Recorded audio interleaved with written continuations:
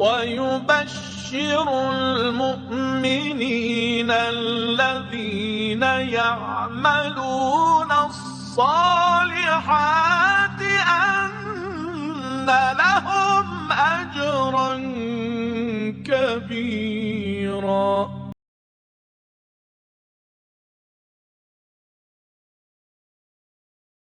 أعوذ بالله من الشيطان الرجيم.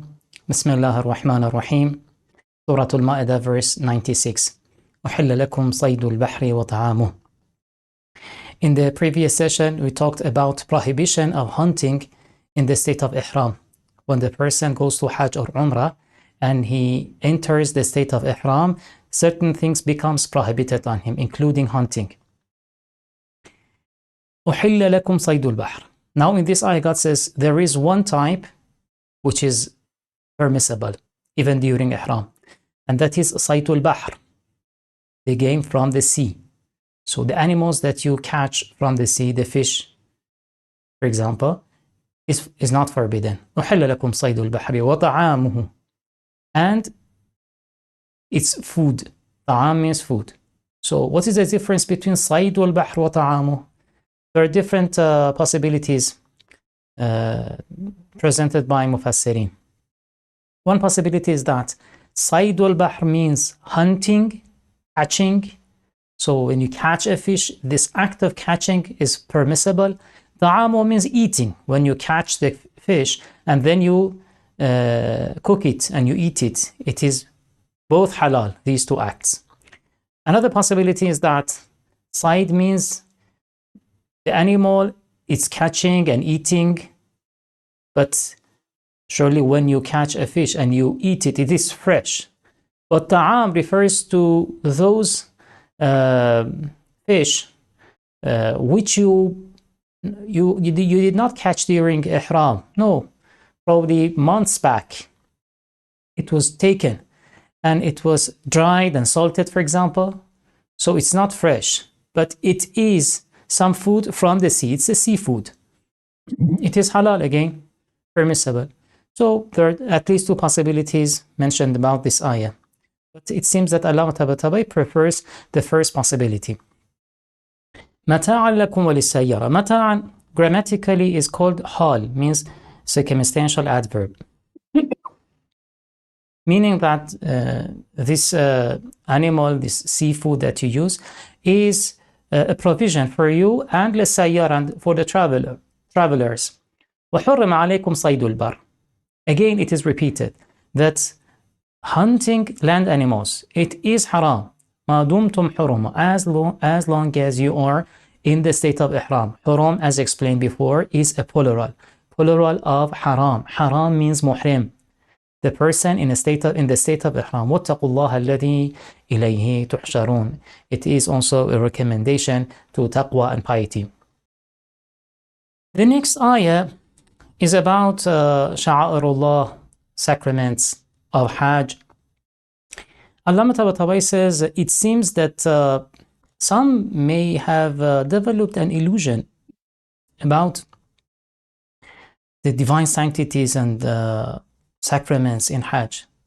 They thought that probably these beliefs in the sanctity of place or time, because Kaaba is a place, or Masjid al-Haram, the Holy Mosque, is a place, to consider this place with many different rulings, sanctions, and or for example the time of Zul Hajjah, or 4 holy months, to consider them from different months of the year, or some customs like offering a sacrifice, or marking the sacrifice with certain things like hanging shoes on the necks of these animals. They thought that all these belong to the age of Jahiliyyah, and they are superstitions practiced by some Bedouin people who had no share of civilization and knowledge. And now that Islam has emerged, it must wipe out all these superstitions. Quran says no. They are really holy, and this holiness, this sanctity is laid down by God, and it has purposes. جعل الله الكعبة البيت الحرام قياما للناس.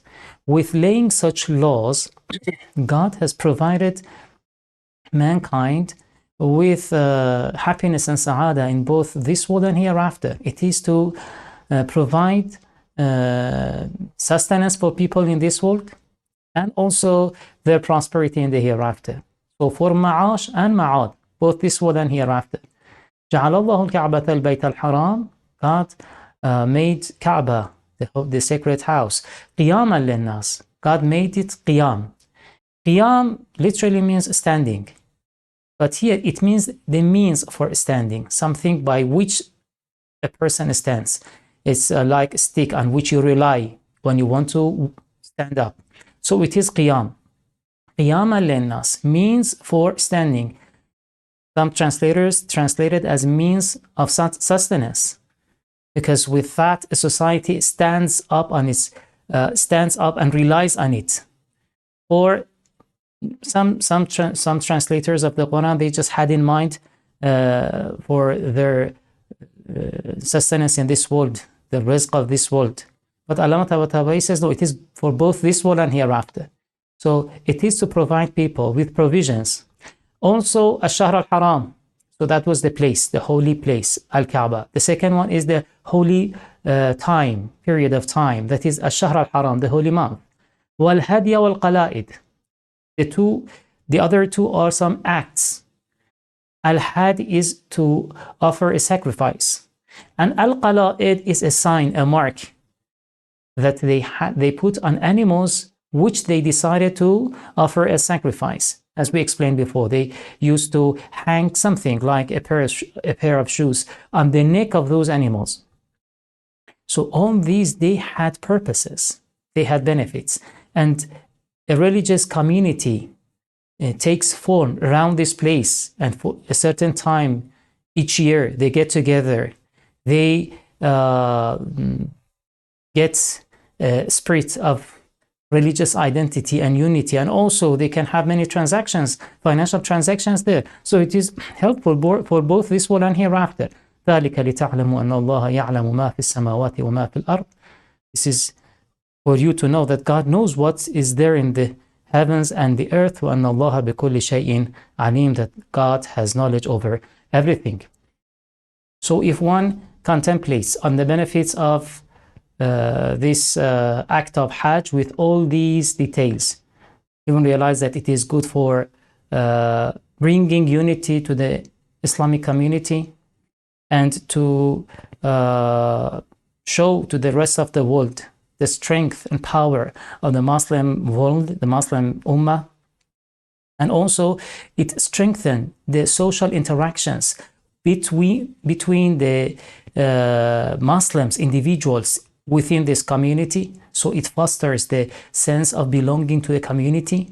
And also it has financial and economic benefits for all people. The next ayah, اعلموا أن الله شديد العقاب وأن الله غفور رحيم. This is to emphasize the previous rulings. You remember in the previous session and in this session, we had a list of rulings, obligations, and prohibitions declared by God through these verses of Surah Al-Ma'ida. Now, here is to emphasize that it is necessary to follow the rules.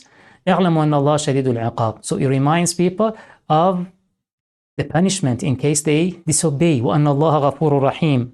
And also it reminds them of the reward for those who obey. ما على الرسول إلا البلاغ.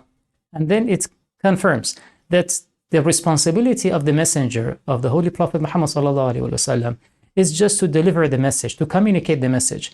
وَاللَّهُ يَعْلَمُ مَا تُبْدُونَ وَمَا تَكْتُمُونَ. But the way people behave, they obey or disobey, this is something that God knows, whether it is disclosed or hidden. مَا تُبْدُونَ وَمَا تَكْتُمُونَ. The next ayah looks somehow separate from the previous verses, as if it has been revealed on a different occasion. Some of Mufassirin, they have tried to find a connecting point between this ayah and the previous ones. Allah subhanahu wa ta'ala says it's not necessary to find it. You don't know if this ayah has been revealed with the previous ones or separately. Probably it has been revealed separate. So there is no need to connect it to previous ones. قُلْ لَا يَسْتَوِي الْخَبِيثُ وَالطَّيِّبُ. Say that the good and the bad are not the same. They are not equal. لَا يَسْتَوِي الْخَبِيثُ, the evil, the bad. الطيب, the good, the pure. وَلَوْ أَعْجَبَكَ كَثْرَةُ الْخَبِيثِ. Even if abundance of the evil should amaze you, even if there are too many and the good ones are too few, still it should not prevent you from following the true path. This ayah is to strengthen Muslims in following the right path. They should not look at other religions, other faiths. They may see that so many people are following religions and ways which are not the true way. This must not make them worried about their own way, about their own adherence to faith. فَاتَّقُوا اللَّهَ يَا أُولِي الْأَلْبَابِ. Ulil albab, possessors of lub. Lub means pure intellect, pure knowledge, pure reason, aql. So it shows that the rulings of Sharia, prohibitions and obligations, they are based on real truth, which is, based on this fact that something which is prohibited is really khabith and evil. Something which is obliged is really tayyib and pure. And ulul albab, the possessors of the pure intellect, they can understand it. They acknowledge it. Ayah number 101, Ya ayyuhalladhina amanu la tas'alu an ashya, is somehow complicated. Many exegetes of the Quran, they explained it this way. They said some Muslims, they asked the Prophet some questions about issues like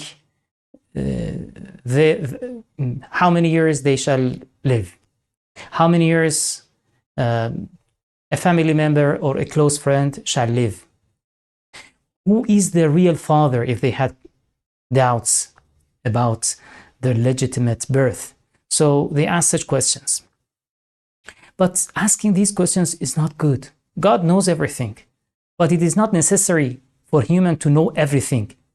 There are some things which, if I know, it will not help me, and in some cases it will make me sad and angry and upset. So it is better to not to ask such questions. And some people, they ask the Prophet at the moment of revelation. When Jabrail brought verses of Quran to the Prophet, at that moment, they asked the Prophet these questions because at the moment of revelation, since the whole truth is disclosed, so the answer to those questions also would come to the person through the Prophet. While these issues are something which God had concealed. God on purpose had made them hidden to human. So you people, you do not try to disclose it. And it happened, according to these exegetes, in cases probably some people ask these questions at the moment of revelation, and the answer was given to them, but they were sad and upset with that answer. For example, a person asked about his real father, and then he realized that he was not born, he was born out of wedlock. So it was a very upsetting news for him. And because of that, they denied the Prophet's word. And denying the Prophet's word is a great sin.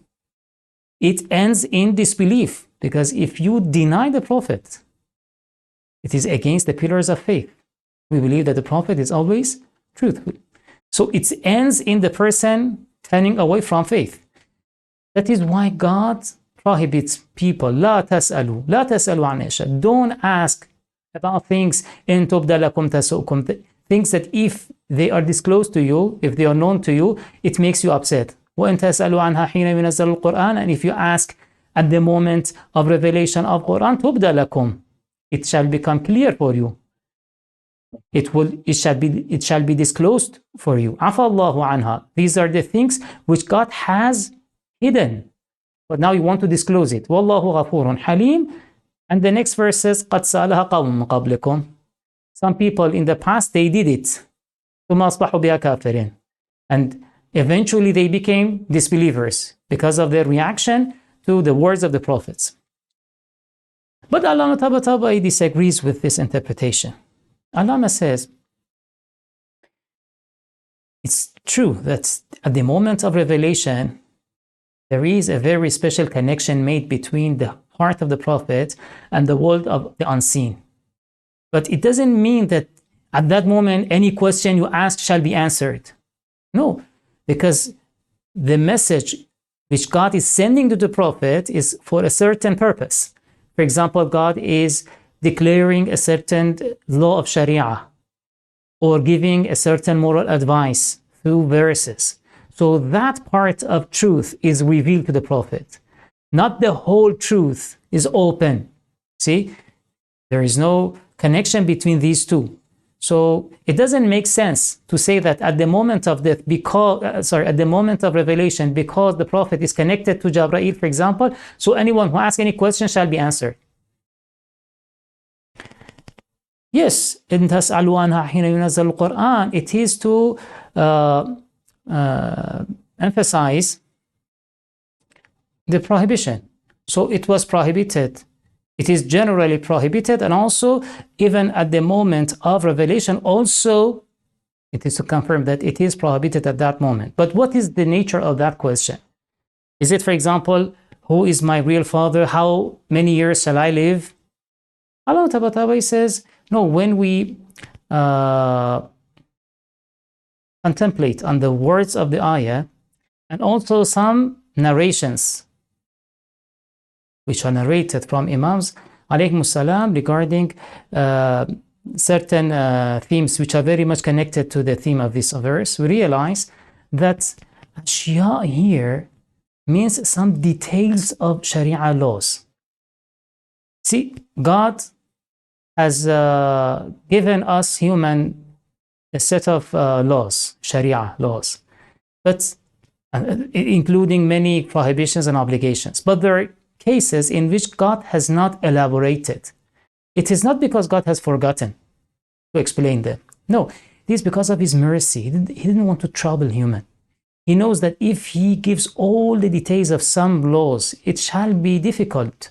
So it's better to, out of His mercy, not to trouble them, not to oblige them to act upon all these details. So something general is given so that a minimum level of that suffices for implementation of that law. But if they insist, if they say, no, we want to know all the details, then God will explain. Now, if you ask God about this, God is ready to explain to you, but it shall trouble you. Like what happened to some people in the past, like Bani Israelites. God told them, you must slaughter a cow. But they were not content with that. They didn't say, okay, now we shall slaughter a cow. No, what color, what age, what type? Each time they asked the question, one condition was added. So it was more elaborated, and it troubled them more. It put heavier burden on them. God says, عَفَى اللَّهُ عَنْهَا. There are the details of laws which God has forgiven. God now does not want to oblige you to perform them.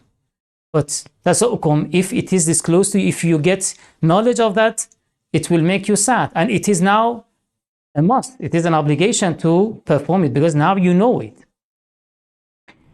So قَدْ سَأَلَهَا قَوْمٌ مِّن قَبْلِكُمْ. Some people before, they did it. One example can be Israelites and the story of the cow.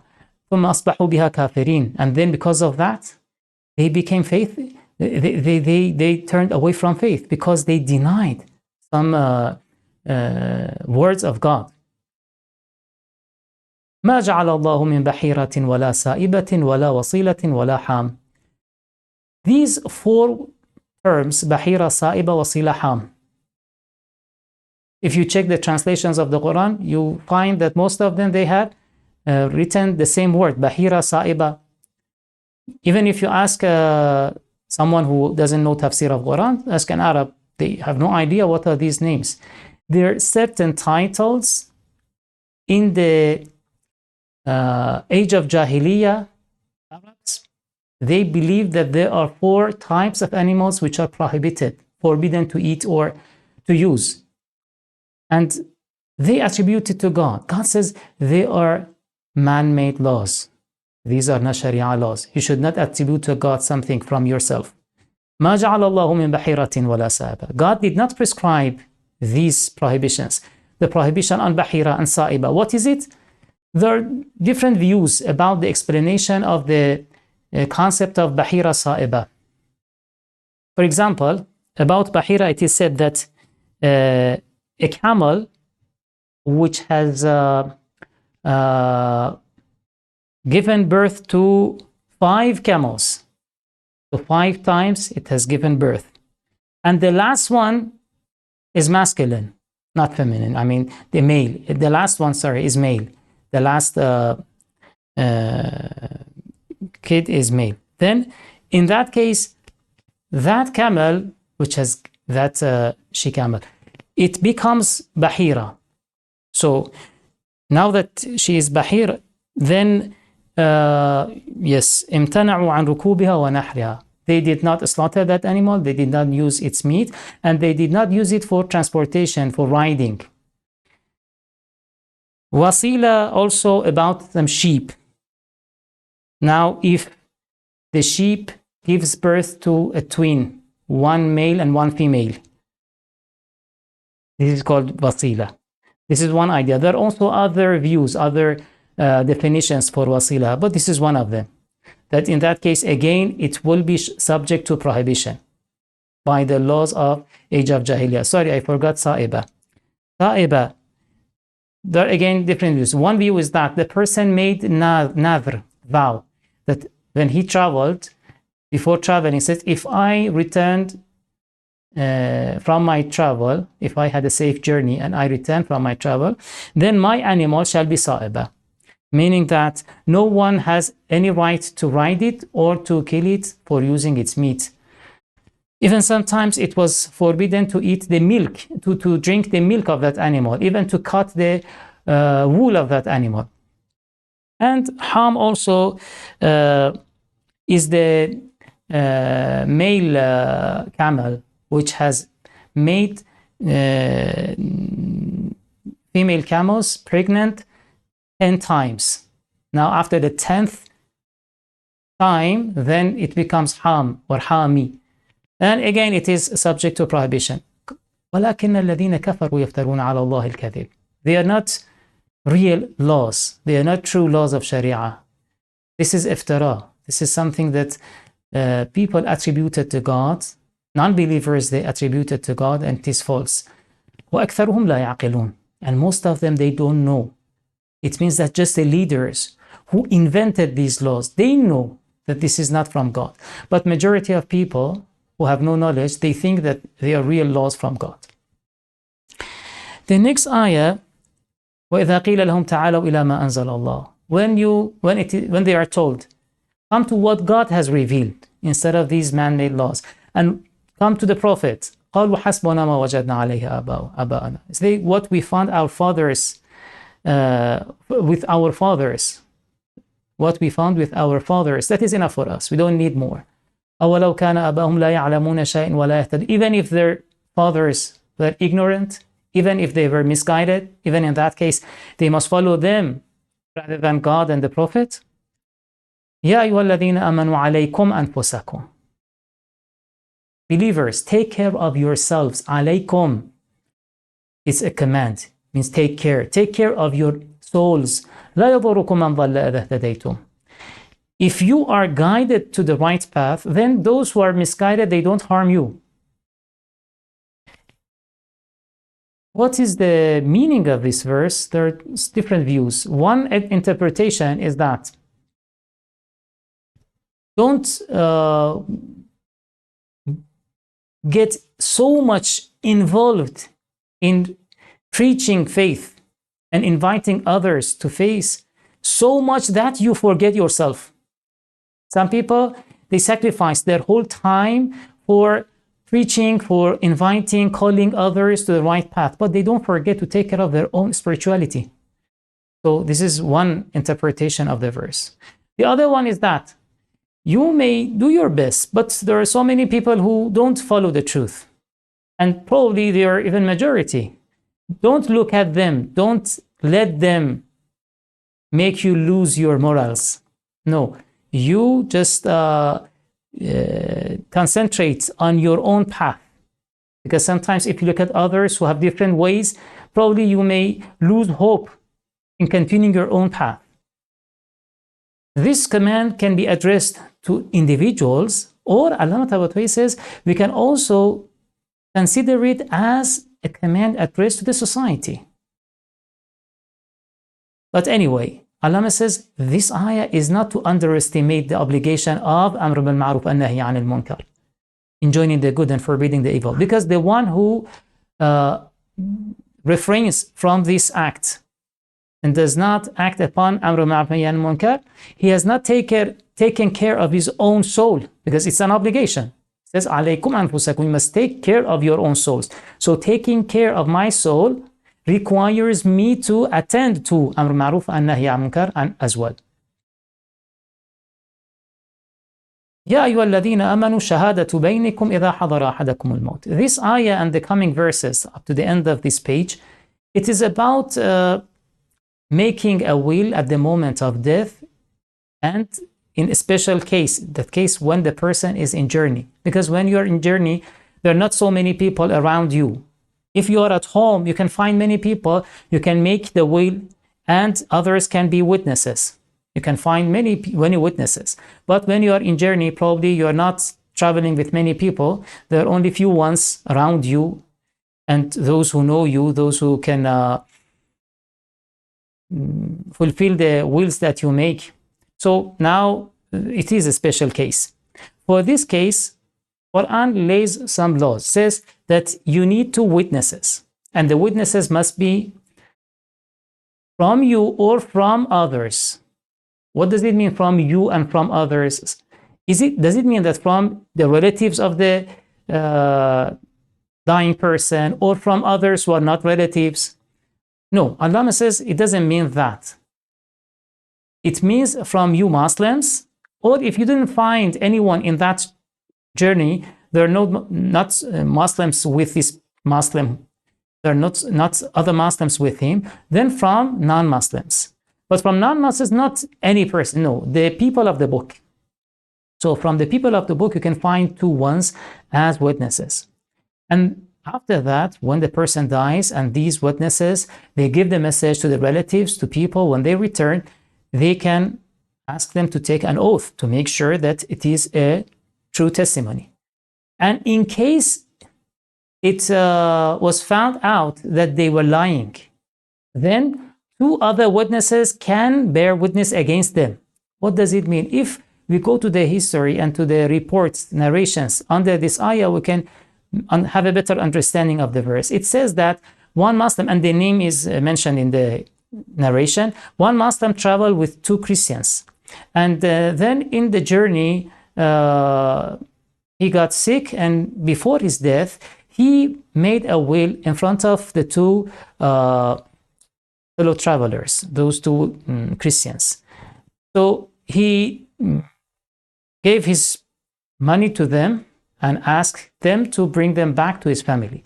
When they went back to the city, when they returned, they gave the money to the family, but one precious object they did not give. And when the family asked about what happened to that, they said, we don't know, we have no idea. These are the things that we took from your relative, and nothing else was given to us by him. But some days later, in the market, some people found that precious objects with them. Probably they were trying to sell it up, I don't know. But in the market, they found the object with those two people. So it was disclosed that they were lying. And now, for nullifying the previous oaths, because they made an oath to confirm the truthfulness of the testimony before. Now, two other witnesses from the family from the relatives of the dead person, who were informed of that precious objects in possession of the two witnesses, they went to the court and they took an oath against two witnesses. So this is the law. I mean, that is the story, and the law also is based on this story, that in Sharia you can do like this when the person in journey is approaching death. Now he must find two witnesses for making his will, but from Muslims, if not from non-Muslims. And in case people were not sure about them, and if they found an evidence that they were lying, then they can demand a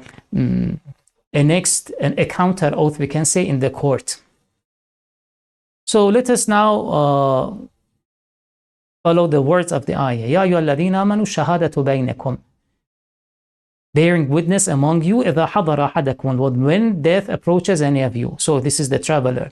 حين الوصية, at the moment of making a will. اثنان ذوى عدل منكم. اثنان grammatically is khabar, is the predicate for shahada. Shahada means witnessing. Witnessing is two. But there is something omitted here, and it's a common expression in Arabic, meaning that the witness are two. So shahada here means shahid. Witnessing means the witness. The witnesses are two. اثنان ذوى عدل منكم. Two who are just, fair, adil, minkum, from you. From Muslims, the condition that they must be just and fair. أو آخران من غيركم, or two from people other than you. If they're not Muslims, so from non-Muslim. But Allah says, although ayat does not say that they are from people of the book, but the context and other verses, and the way Quran treats Ahlul Kitab, we understand that they must be from Ahlul Kitab, not from idol worshippers. Idol worshippers have no position in these Sharia laws. So surely they are not meant by min ghayrikum here, though it is general, but ghayrikum must refer to those who do not worship idols. And antum darabtum fil ard. Now the condition of the ruling is mentioned here. If you traveled, so if you traveled, فَأَصَابَتْكُمْ مُصِيبَةُ الْمَوْتِ, and death happened, so that is the law. تَحْبِسُونَهُمَا مِنْ بَعْدِ الصَّلَاةِ. Now that they return, so you people, you relatives of the dead person, now how to investigate about truthfulness of this claim, these two witnesses who say that this is what your relative said. تحبسونهم, you detain them من بعد الصلاة, after the prayer. فيقسمان بالله, then they take an oath. So this is just for making the oath. إن ارتبتم, if you had any doubt about truthfulness of their oath. لا نشتري به ثمنا. This is the content of the oath. They must say that we don't exchange our oath with anything. So we are not going to take a false oath. We are saying the truth. We are not going to have some benefits by distorting the truth. وَلَوْ كَانَ ذَا قُرْبَى وَلَا نَكْتُمُ شَهَادَةَ اللَّهِ. We don't conceal, we don't hide the witness, the testimony of God. It means that the reality, because the truth is something that God always bears witness to. إِنَّا إِذَا لَمِنَ الْآثِمِينَ. If we do so, we will be from the sinners. فَإِنْ عُثِرَ عَلَى أَنَّهُمْ أَسْتَحَقَّ إِثْمًا. But if it was found out that they have committed a sin, أَنَّهُمْ أَسْتَحَقَّ إِثْمًا, it means that they have lied. فَآخَرَانِ يَقُومَانَهُمَا. Two others, آخران, they will replace them. مِنَ الَّذِينَ اسْتَحَقَّ عَلَيْهِمُ الْأَوْلَيَانِ. From among those to whom the first two witnesses were guilty. Because you see, the first witnesses, I mean, in this case, the two Christians, they lied. And by lying, they violated the rights of the relatives of the dead person, because one precious item did not reach them, right? So now, الَّذِينَ اسْتَحَقَّ عَلَيْهِمُ الْأَوْلَيَانِ, those people who were wronged by the first two witnesses. It means the relatives, the close ones to the dead person. From them, two can replace the two witnesses. فَيُقْسِمَانِ بِاللَّهِ, they shall take an oath by Allah, لَشَهَادَتُنَا حَقٌّ مِّن شَهَادَتِهِمَا, saying that our testimony is truer than theirs. وَمَا اعْتَدَيْنَا, and we are not exceeding the bounds. إِنَّا إِذًا لَمِنَ, we are not transgressors. In that case, we shall be among the ظالمين, those who are not just. فَذَلِكَ أَدْنَى أَن يَأْتُوا بِالشَّهَادَةِ. This method is أَدْنَى أَن يَأْتُوا بِالشَّهَادَةِ. This makes it closer to, it means that closer to give the right testimony. It means this method of Sharia prescribed by God, this procedure, is to make sure that the true testimony finally is given. أن يأتوا بالشهادة على وجهها أو يخافوا أن ترد أيمان بعد أيمانهم, so that the testimony is given, shall be given in its right form, على وجهها, as it should be. أو يخافوا أن ترد أيمان بعد أيمانهم, or that they must fear that probably the oath shall be given to some people after their testimony. It means that the first two witnesses, they have this khawf, they have this fear that بعد أيمانهم, after we give the testimony, probably ترد أيمان, these oaths may be turned back to some others. They turn back to the relatives of the dead person if they realize that we are lying. واتقوا الله واسمعوا والله لا يهدي القوم الفاسقين. والسلام عليكم ورحمة الله وبركاته.